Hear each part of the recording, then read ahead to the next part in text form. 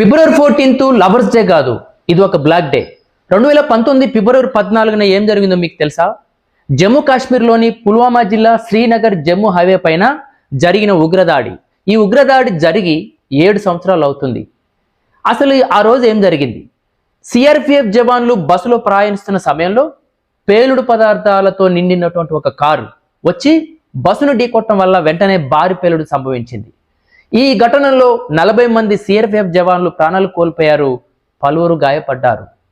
ఈ దాడికి బాధ్యత వహిస్తూ పాకిస్తాన్కు చెందిన ఉగ్రవాద సంస్థ జైషే మహమ్మద్ ప్రకటించింది, ఈ దాడి చేసింది మేమే. ఈ దాడి చేసినటువంటి వ్యక్తి అదిల్ అహ్మద్ దార్.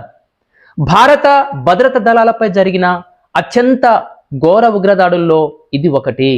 దీనికి దేశవ్యాప్తంగా స్పందన లభించింది.